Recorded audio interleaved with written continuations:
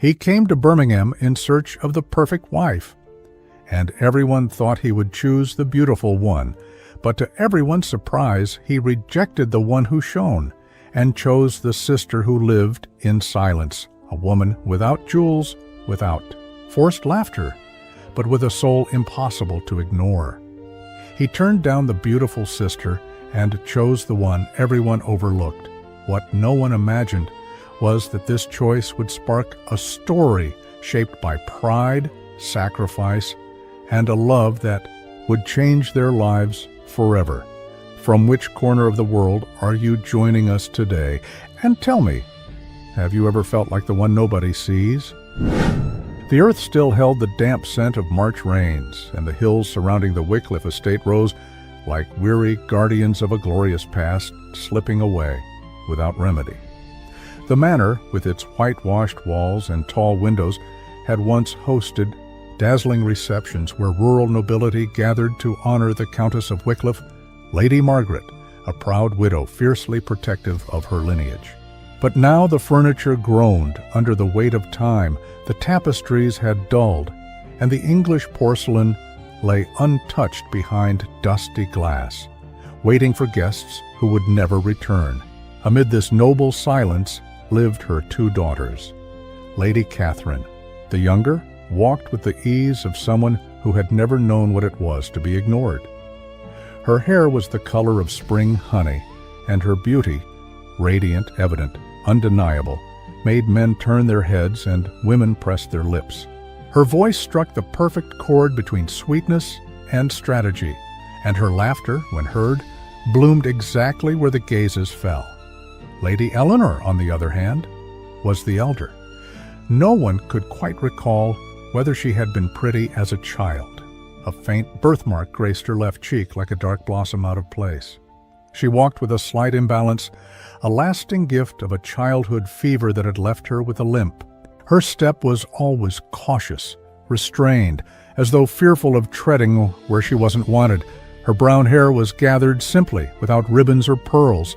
Her eyes, gray like the moor's morning mist, observed the world with quiet resignation. While Catherine ruled the drawing rooms, Eleanor reigned in corners no one entered. She preferred the conservatory, where she tended to camellias and violets with silent devotion. Her wardrobe, always in muted tones like pearl gray, navy blue, or olive green, drew no attention, and she knew it. She accepted invisibility, the way one accepts shadow when the sun has already chosen another face to shine on. Lady Margaret, ever vigilant and calculating, knew her family name teetered on the edge of ruin. The gold had died with her late husband. The land was fertile but insufficient, and their salvation rested solely on the delicate hope of a favorable marriage. Catherine was her jewel, her strongest bet. Eleanor, a worthy piece, yes, but with no shine for society's game, and yet Eleanor was the one who most resembled her father, the one who never broke. That day the estate was prepared with the care of great occasions. The Dowager Countess ordered the crystal glasses from Catherine's, christening to be brought out, and the maids dusted the lace cushions in the main parlor. They were expecting a visit from Lord Alistair Montgomery, Marquess of Linwood, heir to a modest yet steady fortune, bearing a title that still made young debutantes hold their fans a little tighter. It was said the Marquess, 35 years old, was seeking a wife. Not love, nor passion, nor adoration. Just a respectable name, a proper, quiet woman who wouldn't disrupt his routine, his books, or his thoughts.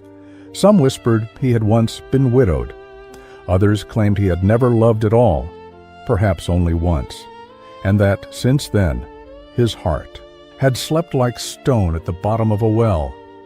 When his carriage crossed the stone threshold of Wycliffe Estate, Catherine's eyes lit up like freshly polished gold. She wore a white muslin dress embroidered with pink, cinched at the waist with a satin ribbon. Her hair flowed in soft waves, framing a perfect smile. Eleanor, meanwhile, was in the garden, clipping dry stems with her hands still stained with soil. She was not summoned to greet him, Afternoon tea was served beneath the wisteria in the inner courtyard. The soft glow of twilight fell across linen tablecloths and enamel teacups. Lady Margaret spoke with carefully measured elegance. Catherine laughed as if each sound were a promise of tomorrow. Eleanor, seated slightly apart, drank her tea with the same composure she brought to every day, expecting nothing. Then, without raising his voice, Lord Montgomery spoke. "With all due respect to this house and to the Countess," he said, glancing at Lady Margaret, "I would like to request permission to court Miss Eleanor." The silence was as thick as the blackberry jam on the table. Lady Margaret dropped her spoon. Catherine blinked, her smile cracking like glass beneath a boot. Eleanor merely lowered her gaze. A gentle breeze lifted a strand of hair from her temple, and for a moment her eyes met the Marquess's, and he hesitated, not in his words, but in his soul. Something in that woman, who had always been there, quiet, unassuming, struck him like a memory forgotten, as if he had seen her before in another time or another dream. It wasn't love, it wasn't desire, it was something more primitive and unsettling, a presence, a silent truth, a question without form. Eleanor said nothing, but in her eyes, gray as the mist before a storm, there was something the Marquess could not decipher. He only knew one thing. He had looked, but he had not been the one to see first, and in that garden of wisteria, beneath the trembling porcelain and the breathless silence, began the fate of a woman who had grown used to being unseen, and of a man who, without knowing it yet, had just been called to notice what no one ever did. The day after Lord Alistair Montgomery's unexpected proposal dawned gray, as if the skies themselves doubted the direction the Wycliffe estate had just taken. In the halls, echoes still lingered, of spoons halted mid-air, of Lady Margaret's sudden chair scrape, of the silence that followed his announcement. Catherine said nothing during breakfast. Her lips, usually adorned with calculated smiles, remained closed, as if any attempt to speak might fracture her composure. Lady Margaret, on her part, moved with brisk steps, fury held tight beneath the weight of her noble name. She spoke, no words of reproach allowed, but her gaze hardened each time it landed on Eleanor, as if blaming her, silently, for accepting a fate she had not even sought. That morning, a brief note reached Eleanor's hands. It was written in firm, unadorned script and signed with restrained initials, A.M. It requested her presence in the Marquess's study, temporarily arranged in the library of the East Wing. There was no please, no excuse, no pleasantry, just the direct words of a man speaking from distance, not desire. Eleanor did not reply. She rose from her chair, left her embroidery on the marble table, and walked down the corridor with the serenity of one who expects nothing, and therefore fears nothing she might hear. The library was lit by a tall window that let in the dull morning light. Lord Montgomery stood with his hands clasped behind his back, studying a globe as though he could turn time to his will. His attire was impeccably austere, a dark frock coat, wool trousers, a burgundy vest without embellishment. His profile, caught in the pale light, looked sculpted hard, as if his flesh had accepted long ago to live within unbreakable stone. Eleanor made no announcement. She simply waited, and he, without looking at her, spoke. "I won't waste time with pleasantries," he said in a low, unaffected tone. "What I proposed yesterday was not born of impulse or affection. It was a considered decision." She didn't move. Her fingers simply intertwined at her waist. "My mother spoke to me this morning," he continued. "She wants to know my precise intentions. I imagine you do too." For a moment Eleanor thought of denying it, but it wasn't true. She expected nothing, but she did deserve clarity. She gave the slightest nod. Lord Montgomery turned, his gaze cutting through without ever touching. His dark eyes were at once wall and well. "My proposal is simple," he said calmly. "Marriage, a union of bloodlines, mutual respect, and social discretion. I am not seeking love, companionship, or emotion. You owe me no affection. I will offer no tenderness, only security, a preserved name, and a life without scandal. That is my offer." Something stirred inside Eleanor, not pain, not humiliation. It was recognition.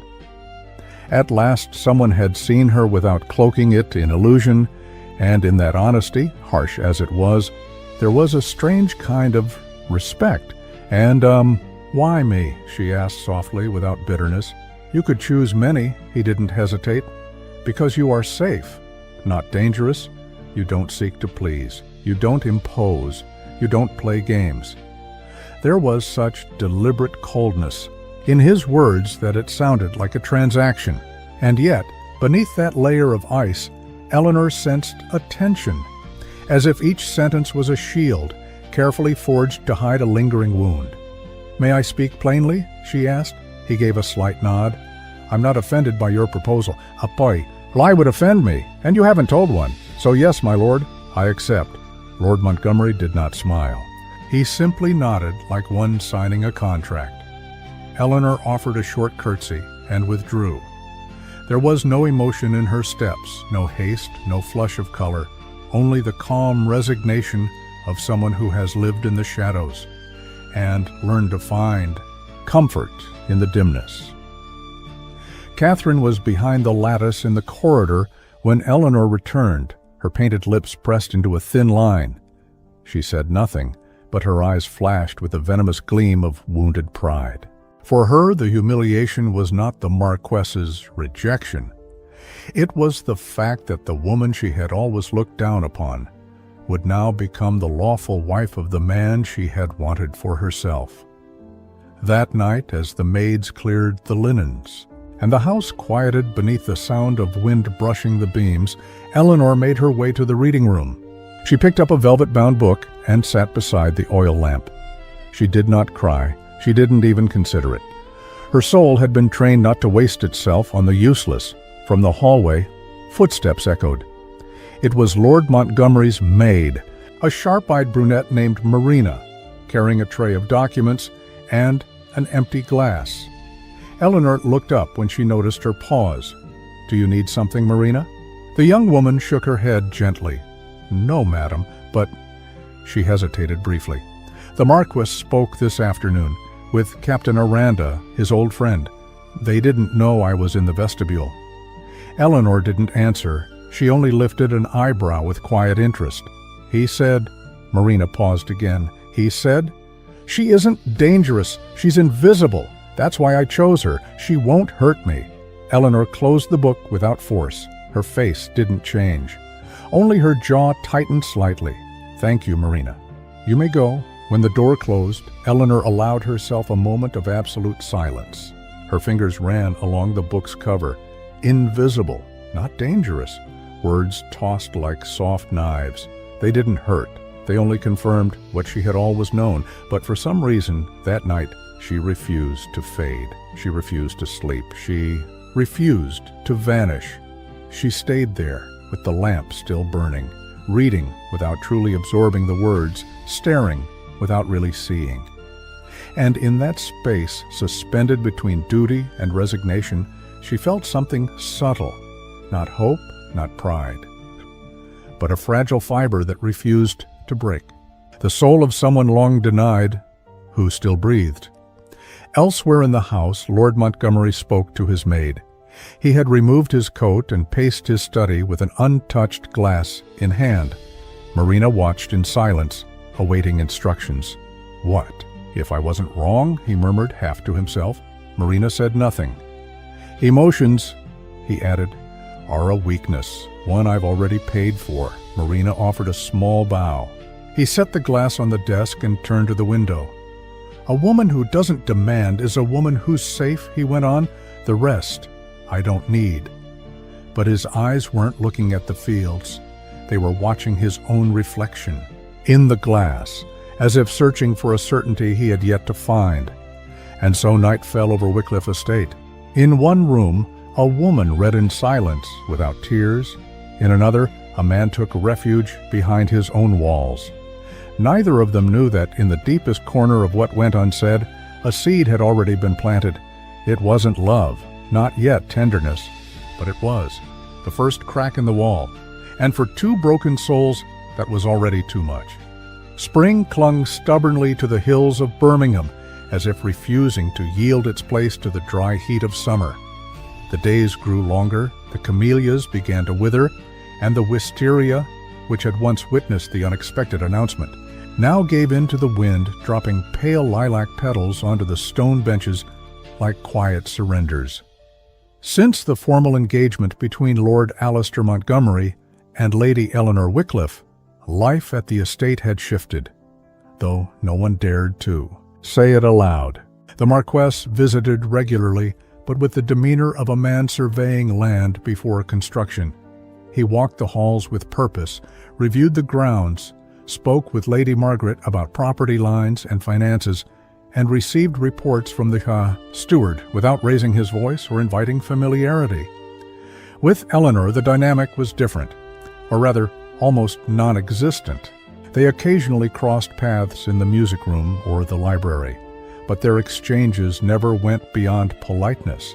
There were no gestures of warmth, not even of curiosity.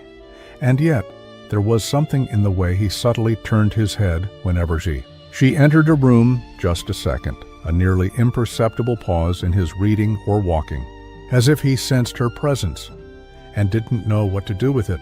Eleanor, for her part, expected nothing. She had already accepted that her life would move along the narrow path of duty.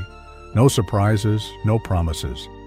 And yet, each time she saw him cross the courtyard, his frock coat unbuttoned and hands behind his back, her heartbeat shifted rhythm. Not out of hope, but something quieter. A tension she couldn't explain, one that kept her awake at night, staring at pages she couldn't read. One afternoon, while carefully pruning a wild rose bush at the far edge of the garden, Eleanor heard footsteps on the gravel. She didn't look up.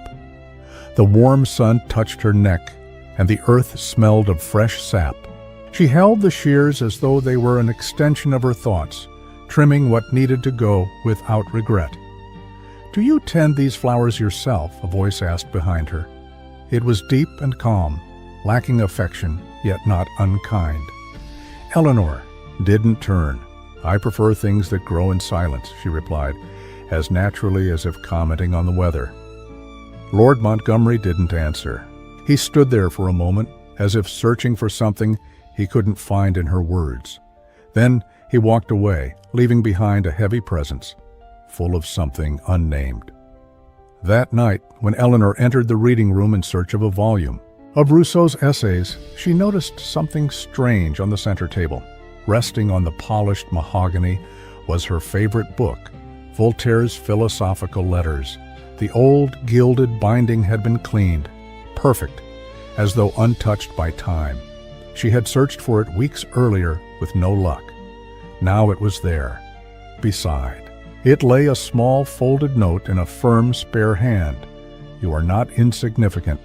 I didn't know how to see. No signature. None was needed. Eleanor picked up the book with steady hands, but her chest tightened.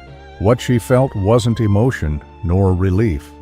It was a kind of aching recognition. She told no one, asked no questions. She simply went upstairs, sat before her vanity, and placed the note inside the jewelry box where she kept her father's cameo. The next evening, without planning to, without much thought, she left a bundle of fresh lavender wrapped in a white handkerchief on the piano bench in the main drawing room. It wasn't a reply, it was a way to continue something that had begun without words. By dawn, the lavender was gone, and so began a silent language, spoken through gestures. A cup of tea discreetly left on the gallery table, a book placed on a garden bench, a handkerchief forgotten on a music stand. Later returned, neatly folded. Neither spoke of it. Neither acknowledged the growing presence, each now occupied in the other's days. From a second-floor window, Catherine watched.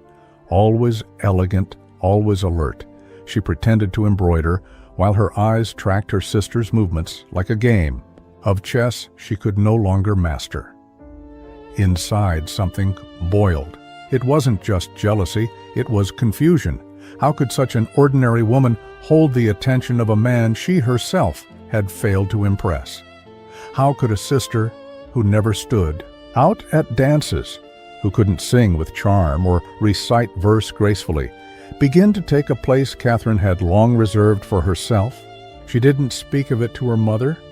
Lady Margaret, still clinging to the hope of a favorable match, remained focused on the finer points of the marriage contract rather than the heart of the relationship. And yet, in her quietest moments, even she began to sense that something unexpected was taking root between the future spouses. Eleanor didn't know if what she felt was comfort, dizziness, or fear. What she did know was that each gesture, each absence filled with presence, was beginning to change her. Not because she dreamed of love, not because she believed in happy endings, but because for the first time in her life, someone had started to see her without asking her to be someone else. Lord Montgomery, for his part, didn't fully understand what was happening. His once orderly routine had started to shift in subtle ways. He spent more time in the library, wandered the gardens without purpose, and every time he found a carefully arranged flower in some hidden corner, his step slowed. One afternoon, entering the drawing room, he found the white handkerchief with lavender stitching draped over the piano bench. He held it for a few seconds, then tucked it into the inner pocket of his coat. He told no one. But that night, before sleep, he placed it on his desk, beside the inkwell and his business correspondence. In the dim light of his study, he sat by the fire and closed his eyes. He wasn't thinking of tenderness or duty. He simply remembered her, bent over the soil in the garden, hands covered in earth, her face at peace. And for the first time in many years, he wondered if there was value in things that didn't shine. Across the house, Eleanor slept with her window slightly open. The scent of lavender drifted through the air. On her nightstand lay a book bound in blue velvet. They had exchanged no meaningful words, no conversation worth repeating, but they were already speaking, and what that silence said was starting to matter more than any promise. The last week of April arrived with the scent of freshly plowed fields and a sky so clear it seemed to offend those who carried storms within. Wycliffe Estate lay under that uneasy calm that precedes disorder. There were fresh flowers in the vases, spotless corridors, and silence lodged deep in every heart. Catherine returned one afternoon wrapped in mauve silk, her golden hair comb gleaming, her step light with the confidence of someone accustomed to admiration. She had just come back from a brief stay at her cousin Charlotte's home in Warwickshire, where she had attended soirees, riverside strolls, and parlor games in which her laughter had echoed with carefully measured sparkle. She returned with a different air, haughtier, sharper, as though her short time away had restored a shine she feared she'd lost. She embraced her mother with enthusiasm, kissed Eleanor's forehead with a surprising warmth, and complimented the rose bush blooming in the courtyard. But when her eyes met the Marquess's, they darkened with something else. It wasn't longing. It was calculation, pride, bruised and wrapped in velvet. Eleanor didn't need words to understand that her sister had come back changed. Catherine had discovered or decided something during her trip. And though her lips still smiled, as always, her words began to carry hidden blades. In the days that followed, conversation at the dining table, in the music room, or even in the north, Wing Hallway became fertile ground for her disguised remarks. If anyone mentioned Eleanor's engagement to Lord Montgomery, Catherine would smile thoughtfully and murmur, "Ah yes, Eleanor has always been so meticulous, very good with ledgers and inventory. I suppose someone has to handle those things." On another occasion, while flipping through a book of botanical prints in the gallery, she commented sweetly, "Eleanor has a remarkable talent for practical matters. Planting, bookkeeping, pantry organization. It's like having a housekeeper, born into nobility." Eleanor didn't reply. Her silence was not submission, but a form of dignity that kept her standing tall even as others tried to pull her down. One evening, during a dinner attended by Lord Montgomery, the atmosphere thickened. There was roast pheasant, sherry wine, and a fruit tart no one touched. Catherine chatted animatedly about events in Warwickshire, eligible young ladies, and French music at the dances. Eleanor listened quietly, her gaze lowered, as though none of it concerned her. And then, like someone tossing a stone into still water to watch the ripples, Catherine said with falsely innocent delight, "At my cousin's, someone asked me what Eleanor was like. And I simply said the obvious. She's very capable, an expert in crops, taxes, and figures. Though I'm not sure that's enough to win a heart. Wouldn't you agree, my lord?" The silence that followed was heavy, like a wet cloth dropped over the table. Lord Montgomery, who had been eating without looking up, paused with his glass halfway to his lips and regarded her with an expression that wasn't quite anger, but something unmistakably close to quiet contempt. "What sustains a legacy is never dull," he said evenly. "What's truly tiresome is purposeless frivolity." Catherine blanched. Lady Margaret cleared her throat and pressed a napkin to her lips, pretending not to hear. Eleanor felt a strange tightening in her chest. It wasn't joy, nor relief. It was a mix of astonishment and something deeper than gratitude, something she couldn't name. Later that night, as she walked down the corridor toward her room, she saw him standing by the large window overlooking the camellia garden. His hands were in the pockets of his frock coat, his gaze lost in the dark. "Thank you," Eleanor said, stopping a few steps away. Lord Montgomery turned slightly. "It wasn't for you," he replied. "It was for the truth," Eleanor nodded, and before leaving, added gently, "Then thank you for not hiding it." He said nothing more, but he looked at her with different eyes, softer, less guarded, as if, for just a moment, he allowed himself to lower his defenses, as if he was beginning to see that Eleanor was not merely a safe choice. She was a presence, quiet, yes, but steady, and that was starting to unnerve him more than he'd admit. The following morning, the family made their usual Sunday trip to the chapel atop the hill, where generations of Wycliffes rested beneath moss-covered marble. Eleanor entered wearing her black lace shawl, a simple rosary threaded between her fingers. Her steps were steady, her head uncovered, and the cool mountain air brought color to her cheeks. During Mass, she never raised her eyes. She listened to each word from the priest, as though reading an ancient contract between her soul and fate. When it came time to cross herself, she did so slowly, sealing something that could not be undone. Turning toward the side altar, she met her mother's eyes. Lady Margaret's expression was more severe than Eleanor had ever seen. Her right hand, still lifted after the final Amen, trembled slightly.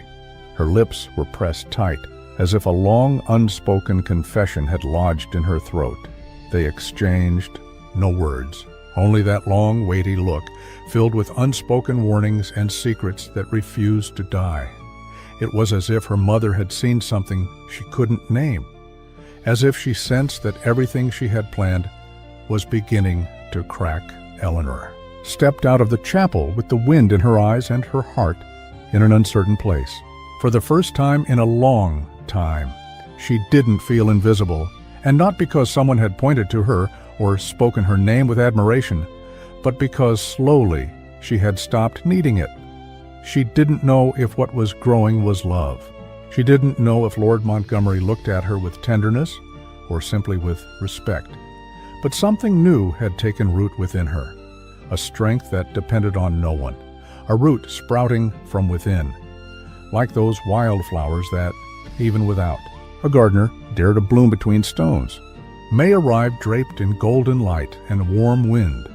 Sunlight filtered through the almond trees along the old road, and Wycliffe Estate woke each morning in a hush of new leaves and wild scents. There was a different stillness in the air, as if something invisible and still unnamed was slowly forming in the quiet corners of the house. For some weeks now, Lord Alistair Montgomery had been spending more time at the estate. He no longer limited himself to meetings with Lady Margaret or the steward's reports. He began walking the vineyard paths, inspecting the irrigation channels, pausing near the wheat fields that still awaited harvest, and on those walks, without announcement or formality, Eleanor began to accompany him. They didn't do so in public view or during the busiest hours of the day. They went out after lunch when the house drifted into its drowsy stillness, or in the evenings as the sky turned. Coral and the last birds circled above the orchards. They walked without rush. Sometimes they spoke, sometimes they didn't. "Have you always preferred the countryside to the city?" she asked during one such walk as they stepped carefully along a path lined with stones and gorse. "The countryside asks nothing of you," he replied, eyes fixed on the horizon. "The city demands masks. Out here, you can be silent without being questioned." Eleanor nodded. She understood that better than most. What it meant to live unseen, unexamined. Another day they spoke of books. He mentioned Montaigne. She brought up Pascal. They debated in low voices the weight of unmade decisions and the quiet power of ideas. At one point, a brief, reluctant laugh escaped Eleanor when Alistair recounted a childhood memory. "Falling into a pond while chasing a frog. I never knew why I wanted to catch it," he confessed, with a flicker of light in his eyes. "I only remember the cold water and my mother's laugh. The last time I ever heard it." Eleanor paused, half turned toward him. The breeze tossed her hair, and a strand brushed her cheek. She said nothing, but her silence wrapped around him like warmth. It was the kind of silence that doesn't weigh, doesn't press, it simply stays. Another day, as they crossed a footbridge over a small stream, Eleanor stopped to watch the rippling reflections in the water. "My lord," she said softly, but firmly, "why did you choose me?" He went still. Her question carried no accusation, not even curiosity. It was simple, but heavy in ways words couldn't measure. He took a moment to answer. "Because you weren't going to ask anything of me," he said without looking at her. "Because I thought, with you, I'd be safe." Eleanor nodded, slowly, keeping her eyes on him. "And now?" The Marquess clenched his fists inside his coat pockets. He drew a deep breath. "Now, I'm afraid. I might be the one who needs you," he admitted. In a whisper, the wind carried off through the reeds. No more words followed. They continued walking. They didn't touch. They didn't look at each other. But the space between them had changed. Heavier, closer. They were no longer two figures sharing a path. They were two souls beginning to recognize each other in what wasn't said. That night, the house slept under the distant song of a nightingale. Eleanor was climbing the stairs to her room when she saw him, Lord Montgomery, walking the opposite direction, holding an oil lamp. He wore a dark velvet dressing robe, and his hair was slightly tousled, as if his thoughts had kept him from sleep. They met on the landing. Neither spoke. Eleanor gave a slight nod. He returned it silently. And as they passed one another, their hands brushed. It wasn't abrupt nor accidental. It was the gentlest of touches, just a whisper of skin, but enough for both of them to pause for a breathless instant. They didn't look at each other. They didn't apologize. They simply felt. And what they felt lingered in the air like an unspoken promise. Eleanor continued to her room, so did Alistair. But when she arrived, she found herself touching the exact place where they'd made contact. Something had changed. She couldn't explain it, but she knew. The next day, while searching for a notebook in the library, Eleanor noticed an old sheet of music tucked among the central shelves. A single page, yellowed with age, its notes hand-drawn, some crossed out, others delicately corrected. She recognized it. It had been composed by Alistair's father, a man said to have played piano as if in conversation with fate. As Eleanor leaned forward to retrieve it, Lord Montgomery entered the study. He stopped when he saw her. For a moment their eyes met. Eleanor held the page in one hand. He looked at it with a flicker of discomfort and something deeper, as if that music held a memory he wasn't ready to face. "It's nothing," he said quickly, stepping forward to take it from her. "Just an old exercise." He folded it carefully and locked it away in a drawer. Eleanor didn't press, but she looked at him, and in her gaze he saw that she understood more than she let on. That night, as the moon rose over the estate's tiled roofs, Eleanor sat by her window.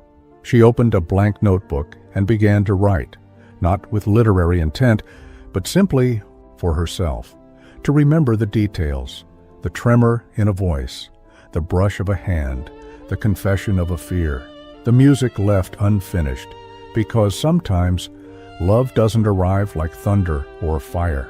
Sometimes it arrives quietly, in shared footsteps, in words that don't try to charm, in glances that don't hold, but don't flee either. And, for a soul like hers, that was more than enough to keep walking, even without knowing where the road might lead, even if no one was watching. Mornings at Wycliffe Estate were no longer peaceful. The sun still gilded the rooftops, birds still sang among the orange trees in the courtyard, but the air had thickened, as if something unspoken hung in every corner. The approaching wedding wasn't felt as cause for celebration, but rather as an inevitable event that everyone acknowledged, but no one dared to speak of aloud. Eleanor spent more and more time in the garden. Among gravel paths and rows of lavender, she found a quiet that the house no longer offered. She pruned, transplanted, sorted bulbs with near ritual precision. Sometimes she worked with bare hands, as if kneading the feel of soil to remember who she was. It was on a cloudy morning that she found the note, folded carefully inside her gardening basket. Between the pruning shears and a spool of hemp twine, the paper was plain. No crest, no ornament. She unfolded it and read a single sentence, written in a firm hand, slightly slanted to the right. "Your absence is more unsettling than your presence." No signature, no date, nothing else. Eleanor stood still, note between her fingers, while the nearby almond tree swayed gently. She felt no joy, no confusion, just a deep, quiet emotion, like a warm gust passing through her chest. Someone had named her without naming her. Someone had thought of her. And not to wish her silence, she said nothing. Slipped the note into the folds of her dress and continued working with her usual composure. But that night, before bed, she placed it inside her jewelry box, beside another unsigned note, older now, the one that spoke of looking and not truly seeing. She didn't need proof. She knew who it came from. In the days that followed, the tension in the house sharpened. Catherine had returned from Warwickshire with her nerves exposed. She walked in short, hurried steps and spoke too loudly, even when she had nothing of substance to say. She pretended to care little for the wedding preparations, but each time someone said Eleanor's name, her lips trembled slightly. One afternoon, watching her sister pass by with a roll of white fabric for the veil, Catherine clenched her porcelain teacup so tightly it cracked. She didn't say a word, just went upstairs, and didn't come down for the rest of the day. "I can still stop it," she whispered that night, brushing her hair in front of the mirror. "There's still time. He doesn't love her. He'll never look at her the way he looks at me." But there was no one left in the room to listen. Meanwhile, Lady Margaret had become a silent figure haunting the corridors, barking orders at the maids, demanding quiet, forbidding questions. Her voice, usually sharp, had taken on a lower, more urgent tone. One evening she intercepted Eleanor in the private chapel, where the young woman often went to pray alone. "You have no idea what's at stake," the Countess said, her lips tight. "Don't ruin this with sentiment or scruples. Obey. And do it with dignity." Eleanor met her gaze calmly. She didn't argue. Her obedience wasn't born of fear, but of a duty she had chosen to fulfill, even if she didn't yet know the cost. And as rumors bloomed like spring weeds, someone planted a cruel doubt that quickly spread among servants and even the most discreet guests. "They say Lady Eleanor, due to her fragile health, may not be able to bear children. Who says that? Catherine's cousin hinted at it, that her childhood fever left consequences. The rumor spread like flame over dry straw. No one said it to her face, but she felt it. In the odd whispers that died when she entered, in the sudden awkwardness when someone mentioned children, heirs, or baptisms. Eleanor didn't defend herself, didn't ask for clarifications. Dignity isn't something you beg for. The wedding day arrived without trumpets or fanfare. There were no illustrious guests, no grand feast. The ceremony was held in the estate's chapel, with polished wooden pews covered in white cloth, wildflowers from the fields, and the distant toll of a bell that rang out of duty, not joy. Eleanor wore a gown of raw satin, without embroidery or pearls. Her veil fell from a simple mother-of-pearl comb, no crown of orange blossoms, only a small bouquet of lavender and hawthorn, which she held with the same calm she had carried all her life. Lord Montgomery waited by the altar. He wore a dark gray coat, a pearl-colored silk waistcoat, and a white cravat. His expression was composed but not relaxed. In his eyes there was a shadow, not doubt, not sorrow. Something else, something deeper, unspeakable. The priest read the familiar words. The congregation responded to the prayers in hushed tones. Lady Margaret crossed herself with the fervor of one who hopes salvation will arrive like a carefully calculated blessing, and Catherine did not cry, but her fingernails left marks in the fan, clenched between her hands. Throughout the ceremony, Eleanor didn't tremble, didn't falter, didn't seek his gaze nor look away. She answered each question with a steady voice, like someone who knows there is no turning back from the choice she's made. Alistair, on the other hand, glanced at her from the side, not in shame, not in rejection. He looked at her like one studies a riddle, like someone trying to understand why such a quiet, modest presence unsettled him more than everything he had tried to avoid. When the priest spoke the final blessing, there was no applause. Just the shuffle of shoes on stone, a few cold congratulations, and the promise of a modest luncheon for the few in attendance. As they exited the chapel, sunlight broke through the clouds for the first time that day, and though no one said it aloud, everyone felt it. This wedding was not a beginning, it was a crossing, a quiet one, a dangerous one, and perhaps a final one. Eleanor descended the steps with steady steps. Alistair followed. They didn't speak. They didn't touch, but as they walked together toward the carriage, their shadows merged on the ground. And perhaps, though neither of them knew it yet, that was the first sign of something that refused to remain in silence, even if it bore no signature, even if it had no name. The morning after the wedding rose under a heavy fog that slipped through the fields like a veil hiding everything. Unspoken words, unfinished promises, suspended feelings. Wycliffe Estate stirred as if nothing had changed, and yet, within its walls, something had been sealed under the weight of silence. Eleanor awoke before the sun, not from anxiety or restlessness, but because her body, so long trained in duty and discipline, didn't know how to remain still when the world asked for motion. She lay there a few minutes, eyes fixed on the canopy above, not thinking, not feeling. Her veil was still folded neatly on the oak chair, her satin wedding dress hanging nearby, covered with a linen sheet. No one had helped her out of it the night before. She had gone upstairs alone, closed the door with her own hand, and fallen asleep without tears. The east wing, where Lord Montgomery slept, had no secret doors or convenient corridors leading to hers. He did not appear. He didn't knock. He sent no message, no request. The house, as always, respected his rules. The maids cleared away the remains of the wedding meal without a word. The altar was dismantled without ceremony, and the priest departed with a modest purse and a weary expression. The days that followed carried the same restrained tone, Eleanor took on her new duties as lady of the house. She oversaw the kitchens, organized the account books, reviewed the winter stores, spoke to the staff with gentle but firm authority. Lord Montgomery, for his part, spent long hours in his study or the library. Sometimes he rode out at dawn. Sometimes he left without a word and returned after sunset.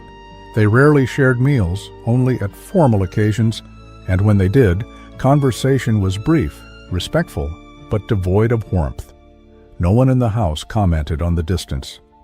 Everyone understood this marriage had not been forged from affection or desire, but necessity. And yet, something had begun to shift. One June afternoon, while the summer heat still hesitated, Eleanor awoke with a deep, unmistakable ache. Her throat burned, her head felt unbearably heavy, and her limbs were like lead. She tried to stand, but the room spun violently. Around her, she collapsed back onto the bed, too weak to call out. A maid found her hours later, still in her dressing gown, her face flushed with fever, her body clammy with cold sweat. The alarm spread quietly through the house. There were no cries, no frantic rushing, but doors closed swiftly, footsteps quickened, and the doctor was summoned at once. Lord Montgomery entered the room without announcement. He found Eleanor lying pale and motionless, her lips parted, her breathing shallow. He didn't ask questions. He didn't wait for permission. He removed his coat, rolled up his sleeves, and took the chair beside her. For the nights that followed, he never left her side. He cared for her with a steadiness that surprised even the staff. He placed cool cloths on her forehead, held her head as she sipped broth, moistened her lips with sugar water. He spoke no comforting words, made no grand gestures. He simply stayed, firm and silent, a constant presence. It was Marina, Eleanor's maid, who found the note. While tidying the clothes that had been left at the foot of the bed, she discovered a folded piece of paper tucked in the folds of the apron. She recognized the handwriting immediately. She didn't deliver it right. Away, she waited until the fever broke, and when Eleanor's eyes finally opened, clear though still tired, Marina placed the note in her hand without saying a word. Eleanor didn't ask. She recognized it instantly. She didn't read it. She didn't have to. She slipped it beneath her pillow. Later, when her strength returned enough to sit up, she placed it inside the small marquetry box on her vanity, the same one where she kept other unsigned messages. She closed the lid gently, as if it held something fragile that couldn't be broken. Lord Montgomery watched her from the chair beside the bed. He said nothing, but his eyes, for the first time, were no longer those of a distant husband. They were the eyes of a man who was finally seeing. He saw the pallor of her skin, the loose strands of hair at her neck, the faint shadows beneath her gray eyes. He saw the woman he had chosen for security, for convenience, out of fear. And yet now, that same woman stirred something unfamiliar in him, as if her frailty had revealed a strength he hadn't dared to recognize. When she looked back at him, he didn't turn away.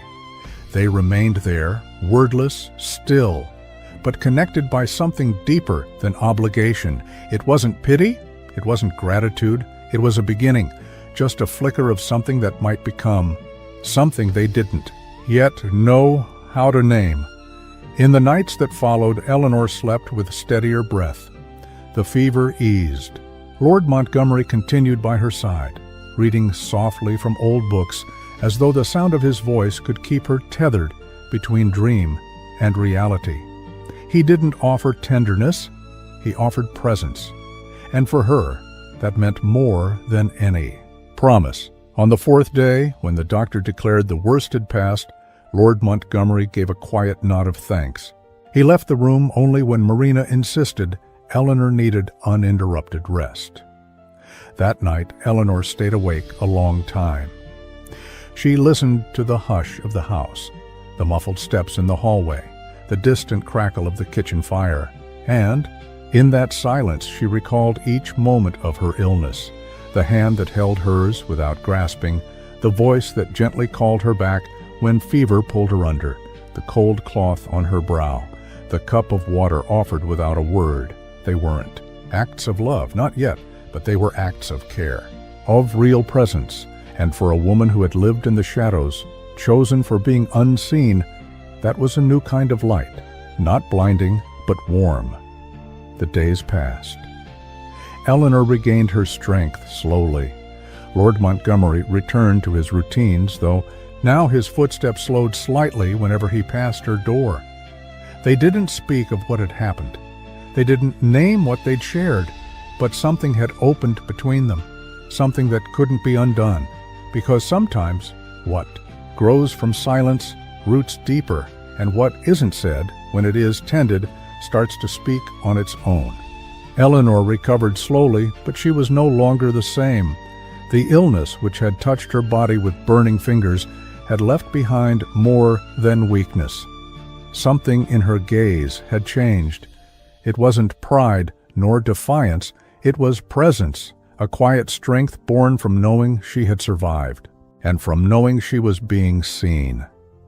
She returned to her duties with the same dignity that had always accompanied her, but now her steps carried a more deliberate rhythm. She didn't avoid glances. She didn't step aside when others spoke. She moved through the house as someone who knew every corner and no longer needed permission to belong there. The maids noticed it first, then the footman, and finally, Lord Montgomery. He said nothing, made no remarks about her movements or words.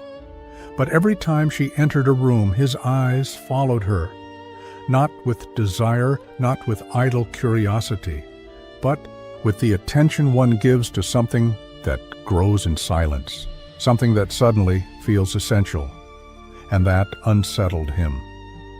Alistair, so accustomed to the absolute control of his emotions, began to avoid her without realizing it. He left earlier in the mornings, spent longer hours locked in his study, filled his evenings writing letters he never sent. When they spoke over meals, his tone was polite but clipped, and there was a tension in his manner that hadn't been there before. Eleanor understood. She didn't take it as rejection, but as resistance. She knew, without needing to be told, that something inside him was beginning to shift. And she also knew that in a man like him, such change never happened without a fight. One afternoon, while reviewing the storage inventories together, their fingers brushed as they turned the ledger pages. It was accidental, fleeting, but he pulled his hand back quickly, as if he had touched something that burned. Eleanor looked up. She didn't reproach him. Her expression was calm, steady, and that, more than anything, disarmed him. "You don't have to be afraid of me," she said quietly. Alistair frowned, eyes still on the page. "I'm not afraid of you," he said. "I'm afraid of myself." That night, Eleanor climbed the stairs with a heart full of questions, though peaceful. Her steps held no urgency, only a quiet anticipation. She sensed something was close to breaking, not in him, but in the image he had of himself, and she was right. That same night, when the house had gone still and the candles flickered out one by one, Eleanor went to the library in search of a book.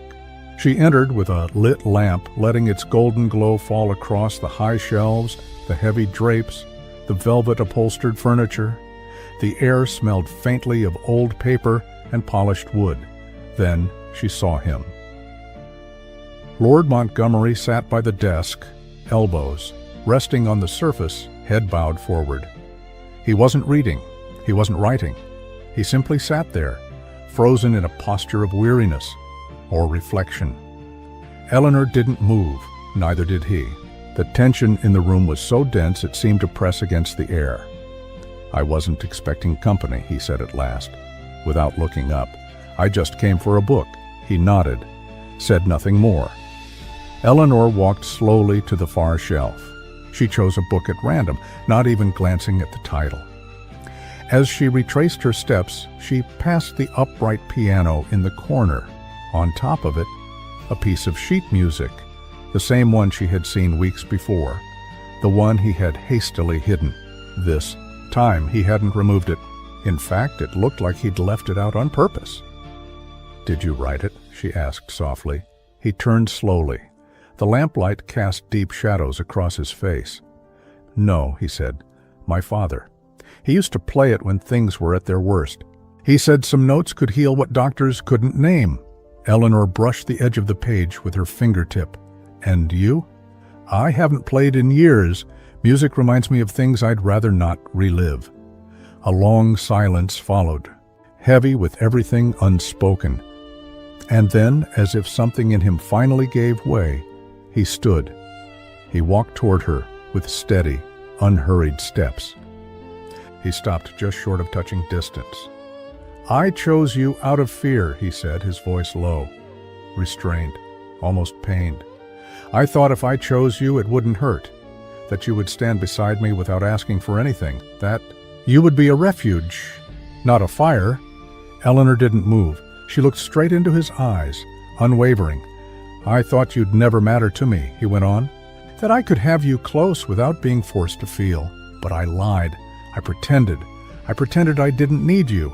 I pretended you were invisible, because I was seeing you more than I could bear."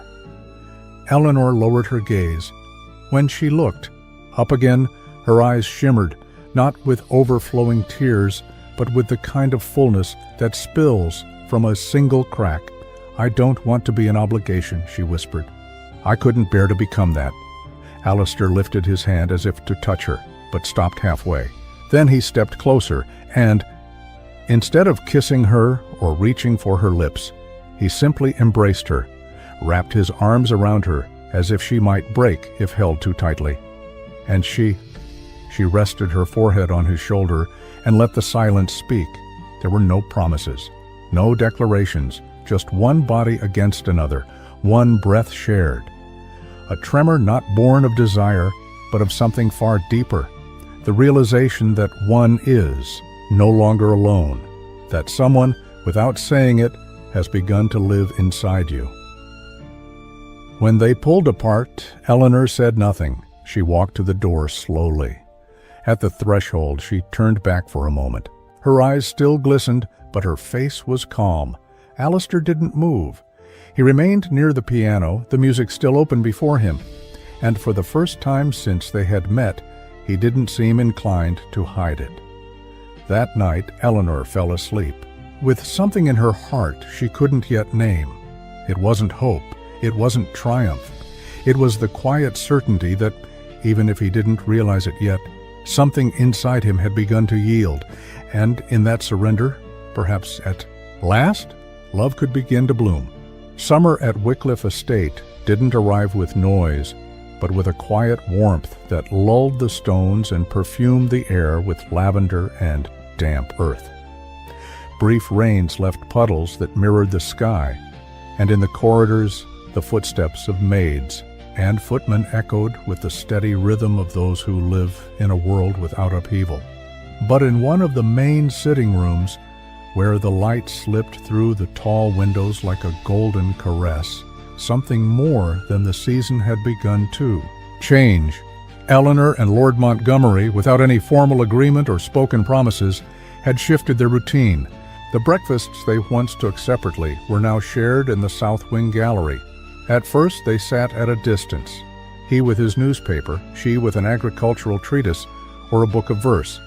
But slowly, the space between them began to shrink. A comment on the news, an observation about the weather, a subtle smile at a poetic line, and the silence that had once loomed between them began to soften. They didn't speak of love. The word was never uttered, but they built it in their own quiet way, in the coffee she served without asking, because she already knew how he liked it, in their walks along the garden paths where he listened attentively to her ideas for new plantings, in the late afternoons when she read aloud, and he sat in calm stillness, eyes fixed not on the pages but on the lips forming each word. There was something deep in the way they looked at each other without needing to touch, a tenderness without a name, revealed in small gestures, when he offered her a shawl if the air grew chilly, or when she, silently, sensed the exact moment to leave him alone in his study. They weren't a couple from a romantic novel. They were two souls who had chosen each other without vows, who were discovering each other without haste. Even the village rumors began to shift. Where once people had referred to Eleanor as the other sister, the one chosen out of pity or convenience, they now said something else. They said the Marquess listened to her in a way he never had with anyone, that his gaze lingered on her with respect, that while they weren't demonstrative, they were seen together more and more. At the local tavern, the betting had changed from how long the marriage would last to how many acres would bloom under the new lady's care, and that title, Lady of the House, was beginning to suit her naturally. She didn't flaunt it. She didn't drape herself in unnecessary finery. Her sobriety remained, but her bearing had shifted. She walked with her head held high, and her voice, still soft, carried the firmness of someone who knew she was being heard. But where there is balance, there is always someone who seeks to tip the scale. Catherine, the sister who once ruled, through charm and presence, began to feel her power slipping away. She had been gone for several weeks, visiting her cousin in Warwick, but upon her return, she found the estate transformed. The servants greeted her with less enthusiasm. Lady Margaret no longer clung to her every opinion, and worst of all, Eleanor no longer lowered her eyes when Catherine spoke. She held her gaze, calm, unwavering. This new certainty was unbearable for Catherine. Even more unbearable was witnessing how Alistair and Eleanor met without seeking one another, how they shared silences that no longer felt awkward, how he leaned slightly closer when she spoke. Catherine began to observe, first discreetly, then deliberately. One afternoon, as the garden shadows stretched long across the grass, Catherine moved silently through the halls, barefoot to avoid being heard. She stopped outside the Marquess's study, where the half-open door let out a warm light. Inside, Eleanor and Alistair were having tea, seated across from one another. Eleanor was laughing softly at something he had said, and he looked at her with an expression only seen when every wall has been lowered. "I didn't know you still remembered that melody," Eleanor said quietly. "I did," Alistair replied. "I just never dared play it again until you looked at it like it mattered." "Everything we keep hidden," she whispered, "is usually what belongs most to us." Catherine, hearing those words, felt the ground shift beneath her. It wasn't just Eleanor's voice that stung. It was the intimacy, the quiet bond. That kind of tenderness Catherine had never known with Alistair or with any man, no matter how hard she had tried. She stepped back without making a sound, but her chest burned. She knew now that disdain would no longer be enough. Eleanor was no longer a shadow easily dismissed. If Catherine wanted to reclaim what she believed was hers, the center, the attention, the influence, she would have to act. And she would, because if there was one thing Catherine couldn't stand, it was losing without a fight. That night, the full moon cast silver over the walls of Wycliffe Estate. Eleanor slept with the calm of someone who had found a quiet corner of peace, and Alistair, alone in his study, remained awake, his eyes resting on the music sheet atop the piano, a faint smile playing on his lips. Somewhere else in the house, however, a restless mind was already plotting, because while love grows in silence, so does envy, and not always does the one who loves most prevail, but the one who knows exactly where to press the thorn. The grand halls of Wycliffe Estate had not hosted a ball in over 3 years. The crystal chandeliers had remained covered with linen cloths, the waxed floors used only for the quiet rhythm of daily footsteps, and the orchids from the greenhouse adorned only the most private corners of the house. But that afternoon, with servants rushing about to light candles, polish candelabras, and hang garlands of magnolia, everything suggested that tonight would be an exception. Catherine had orchestrated every detail. With her sweetest smile and most charming tone, she had convinced several noble families from the region to accept her invitation. The ball wasn't in her honor, she was merely the hostess, but everything bore her signature, from the wine-colored curtains to the musicians traveling in from London. The official reason was a celebration of the blooming fields, but everyone knew the real motive. Catherine wanted to reclaim her place in the household and in the heart of the man who never truly loved her. By dusk, the house gleamed with a near-magical glow. The scent of flowers mingled with the expensive perfumes brought from overseas, and the murmur of early conversations floated through the air like a promise. Catherine descended the staircase in a dark green satin gown, a golden, snake-shaped brooch securing her lace shawl. She was radiant, and she knew it. Everything about her spoke of control, of cunning. Her goal was clear: to humiliate with elegance, to rule without raising her voice. Eleanor was slow to come down. She wore an ivory dress, unadorned but with an elegant drape that highlighted the calm dignity of her posture. She wore no jewelry aside from a pair of pearl earrings inherited from her grandmother. She entered the ballroom not seeking glances, not craving attention. Yet she received it. Guests, seeing her on Lord Montgomery's arm, didn't know what to say. Some whispered about her understated beauty. Others noted the clear connection between her and the Marquess. Catherine watched from a corner, feigning conversation with a widowed count while gripping her fan harder than necessary. Then she made her move. First, a subtle comment to an older marchioness. Poor Eleanor. So sweet, so quiet, but so delicate. They say she won't be able to bear heirs. Then a carefully timed smile to a young viscount. The marriage made sense, of course, but between us, I doubt there's love. The words spread like poisonous ivy, not shouted, not scandalous, just rumors, hints, and in high society those cut deeper than any accusation. Eleanor didn't hear them. She was speaking with a lady about French literature when she noticed the shift in the room. The once kind glances became more guarded. Smiles grew strained. Some women even turned away as if afraid to catch an invisible illness. Alistair noticed everything. He didn't need to hear each whisper. It was enough to see the tight expressions of certain gentlemen, the uneasy murmurs that always circled near Catherine, the way some women looked at Eleanor as if she were a tragedy in gloves. Without hesitation, he crossed the ballroom. Eleanor saw him coming and felt a tightness in her chest. She feared he might draw distance, do something to step away. But what he did left everyone speechless. He stopped in front of her, extended his hand, and, mid-conversation with nearby guests, took hers with firm resolve. Not as a gentleman guiding a lady onto the floor, but as a man affirming what he felt, as someone declaring without words that he held no shame in his choice. That he had no doubt. Eleanor fell silent. Her skin burned under that simple, yet powerful contact. Her eyes held no tears, no blush, only a new clarity.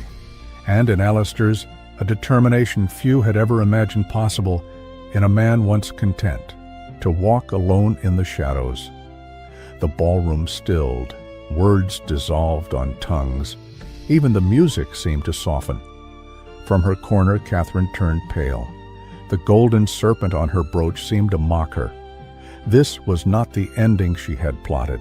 Instead of shaming her sister, she had ignited the very fire she hoped to snuff out. The evening continued, but everything had changed. The glances turned elsewhere.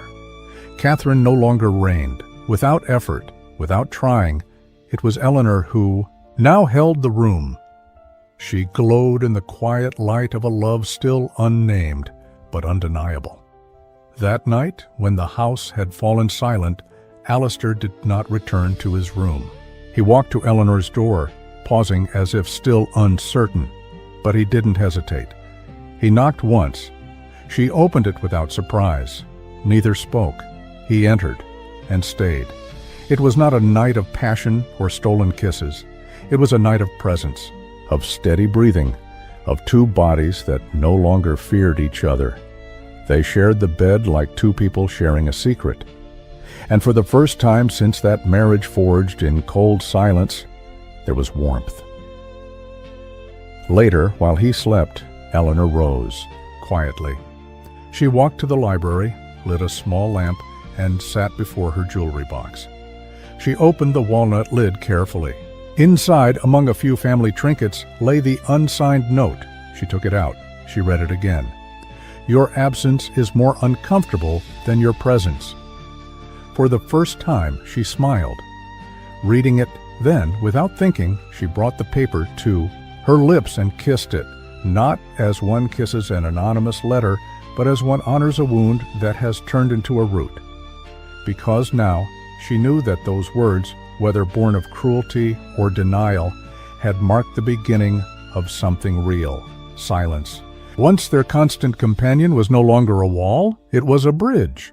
Morning spilled in golden threads over the rooftops of the Withmore estate, as if summer, still not quite arrived on the calendar, was beginning to announce itself with the scent of hay and ripened light. Eleanor woke with the first rays filtering. Through the lace curtains, her body felt light, no fever, no anxiety, just a new kind of silence, one that didn't come from absence, but from peace. Don Alistair hadn't visited her that night, nor did she expect him to, and yet it didn't hurt. The room still held his presence: a sprig of lavender on the bedside table, a carefully placed book by Montaigne, a folded blanket at the foot of the bed. They weren't declarations, they were gestures, and in them Eleanor had begun to read, a language more sincere than any whispered promise.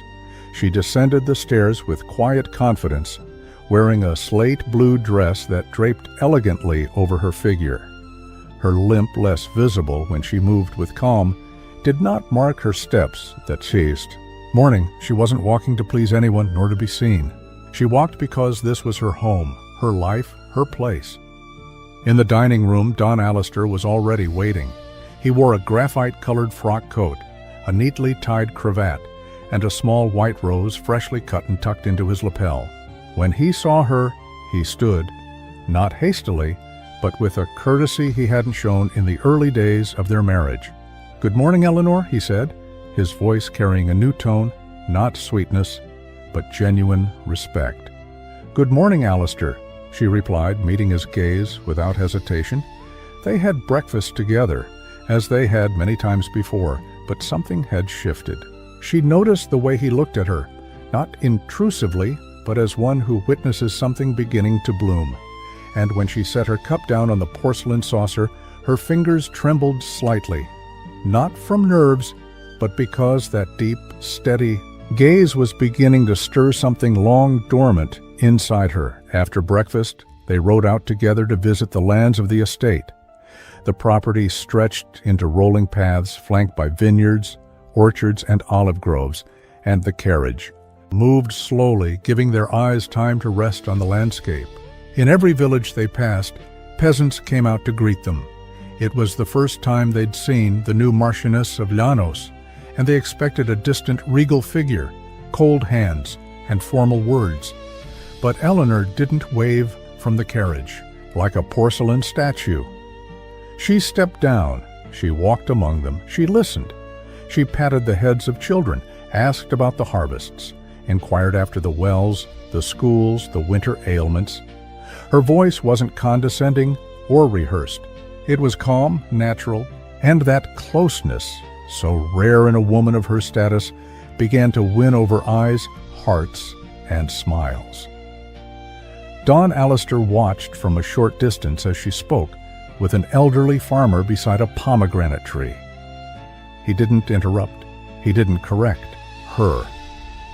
He simply watched with an expression that hovered between astonishment and quiet admiration.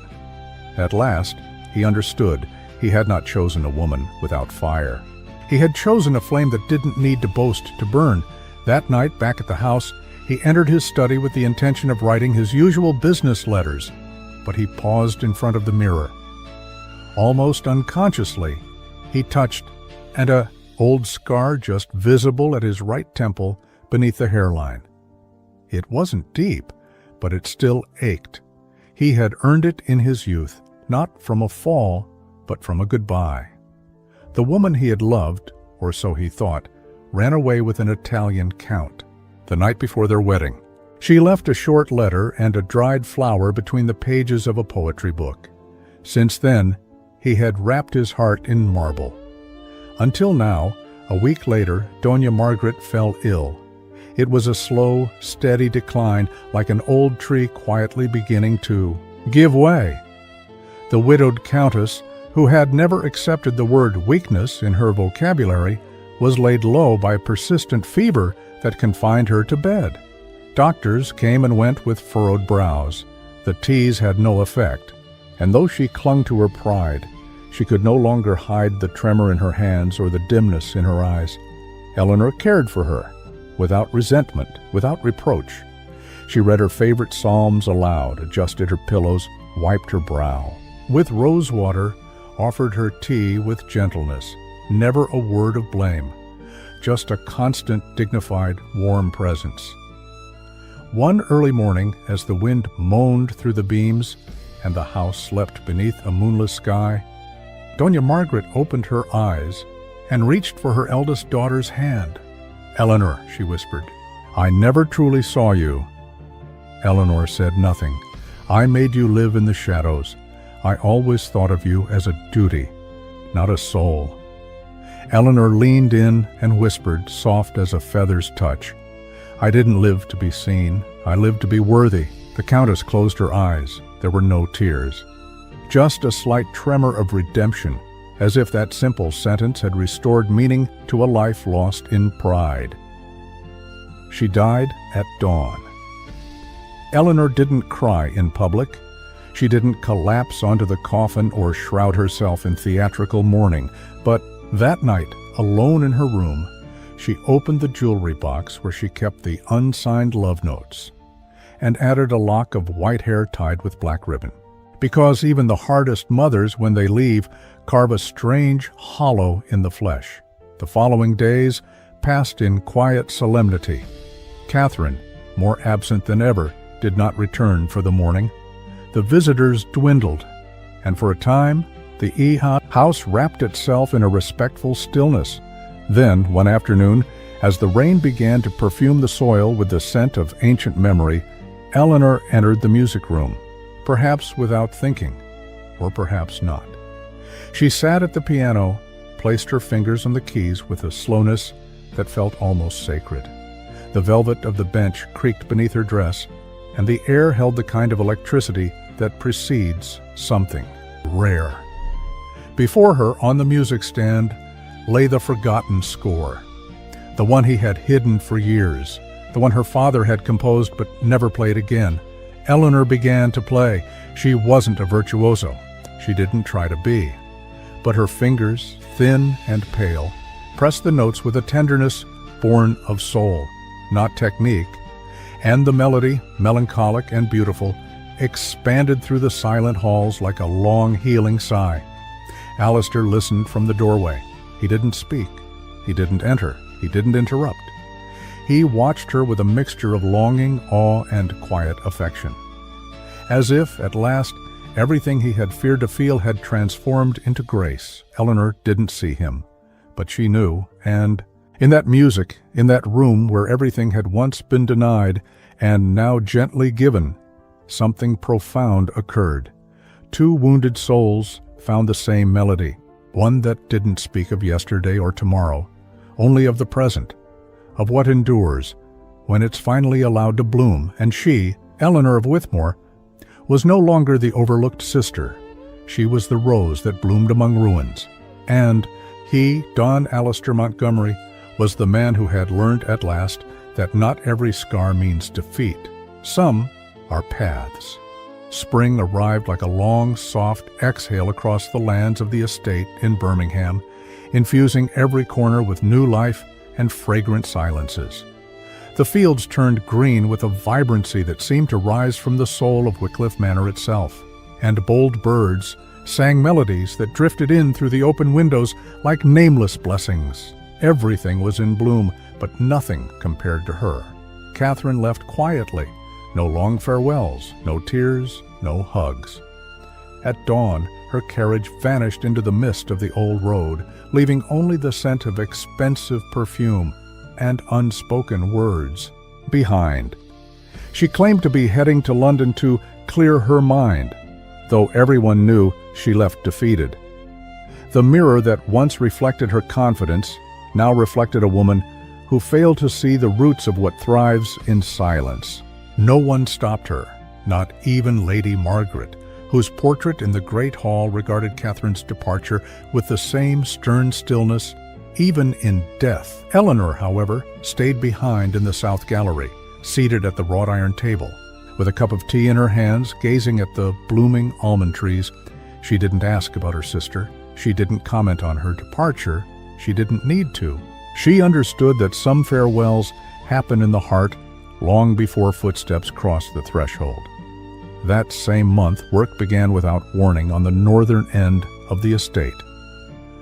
Workers arrived at dawn and departed at dusk, hauling beams, glass, panels, and iron structures from afar.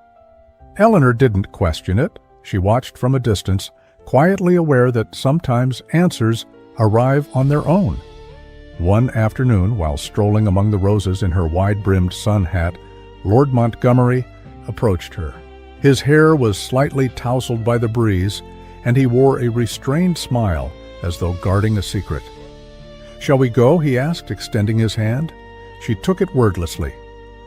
Together they walked along familiar paths, crossing fields still, damp from recent rains, until they reached a newly built structure, unfinished but already standing with the promise of permanence, the greenhouse.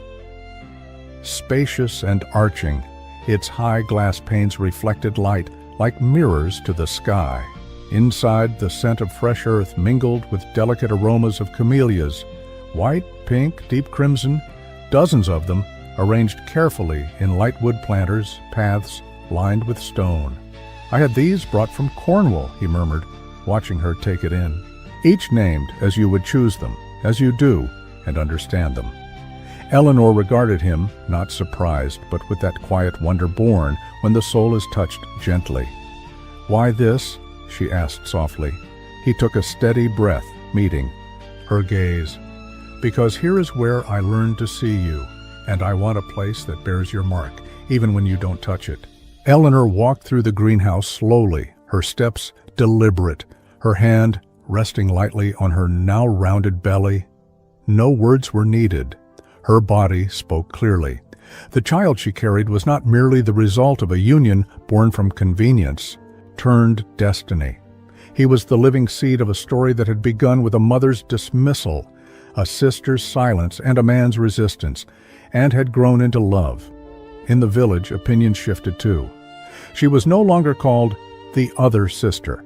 Now she was known as the silent Marchioness, the one who healed by her calm, the one who mended without demand, the one who looked at the Marquess in a way no one had, and quietly transformed him. Some said she had cast a spell, others called her a saint. But the wisest, those with soil under their fingernails and work in their hands, knew Eleanor didn't cast spells. She simply loved without show. And in a world of shouting voices, that is as close to a miracle as one can get. Every afternoon they walked together, Eleanor and Alistair, hand in hand, sometimes in silence, sometimes sharing thoughts without hurry. They owned the fields, but never walked with arrogance. They walked as though offering thanks, to time, to each other. One evening, as the sun edged toward its decline and the sky shimmered with ochre and coral, Alistair paused under a flowering cherry tree. He slid his arm around her waist and leaned in to whisper against her ear. His words, barely more than a breath, settled into her soul like petals on still water. It wasn't fear, it was destiny. And this time, I choose you with my heart. Eleanor closed her eyes, not from overwhelming emotion, but from gratitude, from peace, from truth. She smiled, a new kind of smile, not one of resignation or polite duty, one who is no longer afraid to be seen, who no longer hides even from herself, the smile of a woman fully alive. That night, the library waited in quiet dusk. Oil lamps burned with peaceful flames. The fireplace crackled softly, and the only other sound was the rustle of pages touched by careful fingers. Eleanor climbed the steps with a book in her hands, not to read, but to leave something behind. She opened the well-worn volume, one on essays about the human spirit, and gently tucked a yellowed, fragile page inside.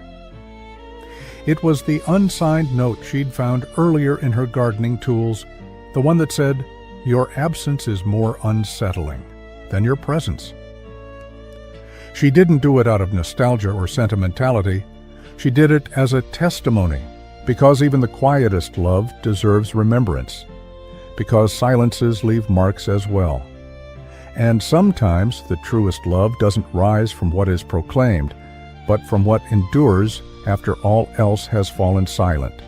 With a measured hand, she closed the book and placed it back on the shelf, planting a seed that didn't need to bloom for the world to see. Then she extinguished the lamp and walked out. Before crossing the threshold, she paused. Alistair stood in the doorway, silent. His eyes spoke to her, to the woman who had been invisible, to the girl who grew up without applause, to the wife who arrived without promises, to the mother now forming inside her own body. And in that shared look, there was no fire, no rush, just a mature love, deep, one that doesn't fear silence nor needs adornment, one that remains, one that even in the shadows blossoms. That night, Wycliffe Manor at last became the home of two souls who had learned, one to be seen, the other to truly look. And through that shared lesson, Eleanor ceased to be invisible. She wasn't the sister who lived in the corners anymore. She was the rose that survived winter. She was the legacy of the woman who, in her quiet tenderness, transformed a man who believed he did not know how to love. She did it not with grand words, not with scenes, not with noise, but with the invincible strength of love that doesn't demand but transforms, with love that doesn't impose but stays. 10 years had passed since that spring when Eleanor first laid her hands on the forgotten sheet music. A full decade had drifted over the fields of Birmingham, like the wind through barley, silent, constant, inevitable. And yet, some things neither time nor silence could erase. Wycliffe Manor still stood, more alive than ever. The camellias in the greenhouse, no longer new, bloomed with the stubbornness of all things deeply rooted in fertile soil. Each season brought a different explosion of color, and visitors from nearby counties and even abroad often said the place wasn't just a greenhouse, but a sanctuary shaped by quiet love. The Marchioness Eleanor Montgomery, now 37, walked the garden paths with steady steps, though still with a slight limp. Her figure, fuller now, retained the same dignified elegance that had set her apart since youth. Her hair, simply pinned, bore the first silver strands with pride. She never hid them. Each one was a testament to a life lived with depth by her. Side the Marquess, Alistair was often seen, his temples grayer now, his gaze softer. He wasn't a man transformed, but a man revealed. The silence that once shielded him now allowed him to listen better, to observe with tenderness.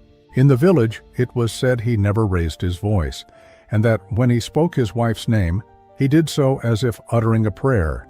They had 3 children. The first, a girl named Clara, was born in the middle of a summer storm, with her mother's gray eyes and her father's early seriousness.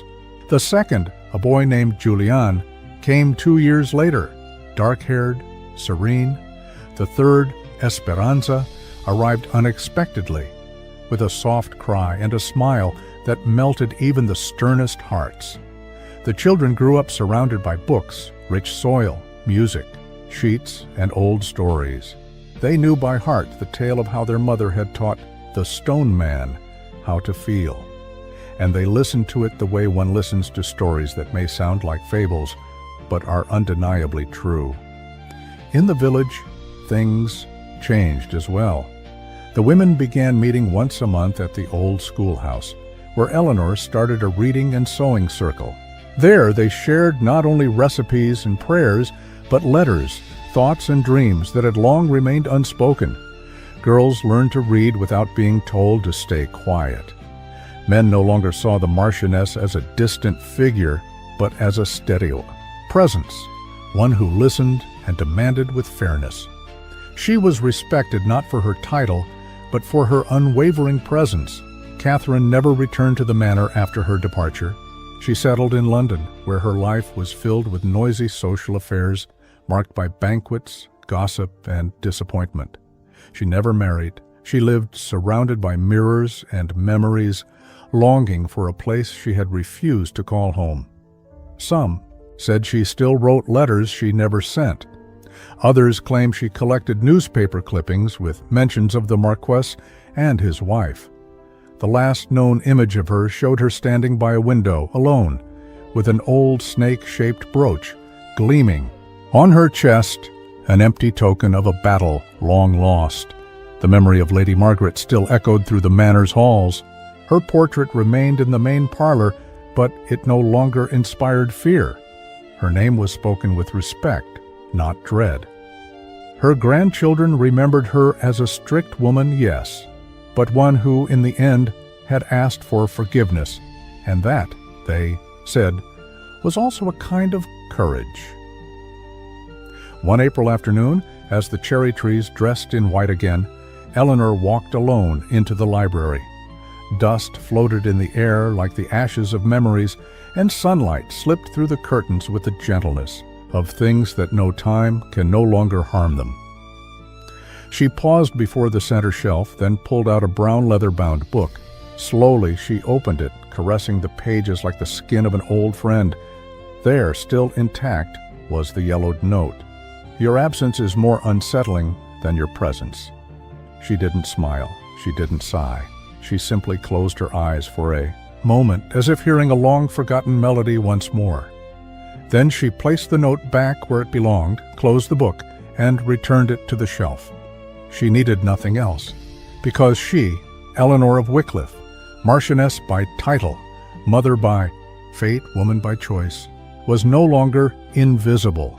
She had ceased to be a shadow and become the root, the solid ground, the quiet beacon, and as she returned to the drawing room where her children and the man who finally had chosen her with his heart were waiting, the scent of camellias hung gently in the air like a promise fulfilled. Some loves are born from thunder, but the ones that last are always born from silence. They say the deepest stories aren't the ones that shout, but the ones that whisper to the soul. Eleanor and Alistair showed us that you don't have to shine to be seen or raise your voice to be heard. Sometimes true love is born in the quiet, in restrained gestures, in eyes that learn to look beyond. Appearances? Eleanor, the invisible woman, taught us that dignity needs no applause, that steady tenderness can tear down the coldest walls, and that even the hardest hearts can learn to love. If they find someone who doesn't give up on their silence. And you? What did you learn from this story? At what moment did your heart tremble? If you've made it this far, type camellias in the comments. That way, we'll know how many hearts walked with us to the end of this journey, and you'll help this story reach more people who love historical romance as much as you do. And if this story moved you, don't miss the other tales linked in the cards. Each one holds a sigh, a secret, an impossible love that might just deserve to bloom too. Thank you for being here until the next story.